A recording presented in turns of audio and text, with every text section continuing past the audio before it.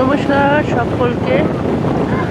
আজকে আমি আপনাদের দেখাবো দীঘার দিনের এবং রাতের ভিউ। এর আগে একটা ছোট্ট ভিডিওতে আমি দেখানোর চেষ্টা করেছিলাম দীঘার ভিউ। তো আজকে বাকিটা দিনের এবং রাতের কিছু ভিউ আপনাদেরকে দেখাবো। ওই জন্য আমাকে নামতে ভয় লাগছে। এখন আমরা চলে গেছিলাম সেই কিন্তু এটা দিয়ে নামাটাও না রিস্কি। এটা হচ্ছে নীল দীঘা। হ্যাঁ, তখন জোয়ার ছিল, আস্তে আস্তে ভাটার দিকে যাচ্ছিল। আর একটু দাঁড়ান, দেখবেন পুরো বালি দেখা যাবে। তখন মোটামুটি হচ্ছে ওই 3টে মতো বাজে। তারপর ধীরে ধীরে ওই 4টে 4:30 নাগাদের এটা ভিউটা, কিন্তু ফোনগুলো রাখা রিস্কি। অনেকটাই জল কার হাতে দিয়ে যাব, কোথায় দিয়ে যাব, কাকে দিয়ে যাব, ভাটা হচ্ছে ওটাই তো। হ্যাঁ, তারপর ধীরে ধীরে এই দিকটাতে বালুর চর দেখা গেছিল। আর ফোন নিয়ে যেতে ঢোকাও যাবে না, না কমতে শুরু করেছে। আপনারা দেখতে পাচ্ছেন কিভাবে সমুদ্রের ঢেউ ওদিকে চলেছে। মানুষজন এত, যেই একটু ভাটা নেমে এসেছে, দেখতে পাচ্ছি কতটা দূরে সবাই চলে গেছে।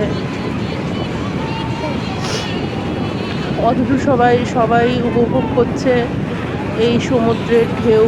হ্যাঁ, এইখানে তো তার মধ্যে ওই টুপি পরাগুলো সব ফটোশ্যুট করার জন্য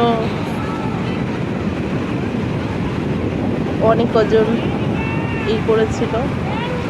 এই যে এখানে একটা টুপি পরা ফটোশ্যুট করার, যে ফটো তুলে দেবে আর হচ্ছে প্রিন্ট আউটও বের করে দেবে, হোটেলে পৌঁছেও দেবে, তারা ছিল।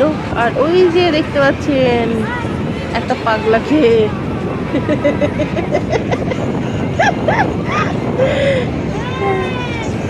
ওই যে গামছা পরা, হ্যাঁ, পাগলের মতো চলে যেতে চলেছে, সমুদ্রে ভেসে যাচ্ছে।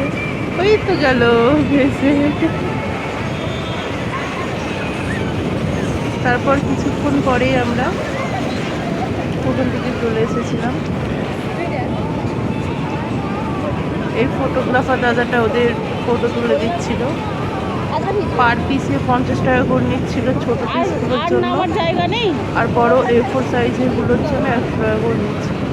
আমরাও কটা ফটো তুলেছিলাম, বলেছিল আমাদের হোটেলে পৌঁছে দেবে, কিন্তু লাস্ট পর্যন্ত দেয়নি। যাই হোক, যেগুলো আমাদের ফোনেতে ছিল সেইগুলোই সবাই এনজয় করছে। দেখতে পাচ্ছিলেন বল নিয়ে গেছিলো, সেগুলো নিয়ে ওরা খেলাধুলা করছিল। বেশ ভারী মজা হয়েছিল। আমরা প্রথমবার এক্সপিরিয়েন্স করলাম। আপনারা যদি না গিয়ে থাকেন তাহলে আমাদের ভিডিওর মাধ্যমে উপভোগ করতে পারেন এবং প্ল্যান করতে পারেন যাওয়ার জন্য। আমার একটু ঠান্ডা লেগে গেছে, বারবার নাক পরিষ্কার করছি। আর পাশে বসে বসে শুনছে সব কিছু, কীভাবে রেকর্ডিং দিচ্ছি। আমাকে বলেছে 5 টাকা দিবে ভিডিও রেকর্ড করে দিলে, মানে ভয়েস দিলে পরে আর কি। দেখা যাক 5 টাকাটা দিবে কিনা। 5 টাকাটা দিলে পরে আমি ওই ইসের মধ্যে রাখবো, কি বলে ওটাকে, এটা পুরো ভরা জোয়ারে। এটা আগের দৃশ্যটা, যখন আমরা গেছিলাম তখনকার দৃশ্যটা। সবাই অপেক্ষা করছে যে কখন একটুখানি ভাটা নামবে, যে সবার সমুদ্রে নামতে পারবে। আমরা তো যখন প্রথমে গেছিলাম তখন খুঁজে বেড়াচ্ছিলাম ভাটা কই, বালুর চর কই। আমরা তো ভিডিওতে দেখেছি বালুর চর ছিল, কিন্তু এখানে বালুর চর কই। তুমি আমাকে কোথায় নিয়ে এসেছো, যেখানে বালুর চর হয় সেখানে নিয়ে চলো। এখানে তো বালুর চরই নাই, তো আমরা নামবোটা কী করে, ভিডিও বানাবো কী করে। তো যাই হোক, তারপর জিজ্ঞাসা করলাম আশেপাশে যে কোথায় বালুর চরওয়ালা এরকম কোথায় পাওয়া যায়, ফটোতে দেখিয়ে। বলে এখানেই হবে, একটু দাঁড়াও, ভাটাটা নামুক, এখানেই হবে। তারপর শেষমেশ আমরা অপেক্ষা করলাম, তারপর ভাটা দেখতে পেরেছিলাম। বালিতেও নেমেছিলাম। এখানে ভিডিওটা নেই, এই ভরা জোয়ারের ভিডিওটা। সবাই পুচকু সবাইকে নিয়ে গেছিলো, ওখানে সবাই অপেক্ষা করছে যে কখন ভাটা নামবে, কখন সবাই নামবে সমুদ্রে। তো এবার চলে এসছে আমরা নাইটের ভিউতে। মোটামুটি 10টা নাগাদ, রাত্রি 10টার সময় এটা হচ্ছে এই ভিউটা ছিল যখন ওল্ড দীঘা থেকে নিউ দীঘাতে ফিরছিলাম, আমরা তো স্টে করেছিলাম হচ্ছে নিউ দীঘাতে, তো সেখানকার ভিউটা এই যে দেখতে পাচ্ছেন, তখনও ভাটা ছিল আর বালির চর ছিল। এবং ওল্ড দীঘাতে তো বালির চর সেটা দেখা যায় না, নিউ দীঘাতেই বালির চরটা দেখা যায়। তো ওই জন্যই আমরা নিউ দীঘাটাই বেছে নিই, যে নিউ দীঘাতেই যাবো। কিন্তু রাত্রিবেলা আমরা একটু ঘুরতে এসেছিলাম ওল্ড দীঘাতে। ওল্ড দীঘা যে মার্কেটটা বেশ বসে, বেশ ভালো। ওখান থেকে আমরা অনেক কিছুই নিয়েছিলাম।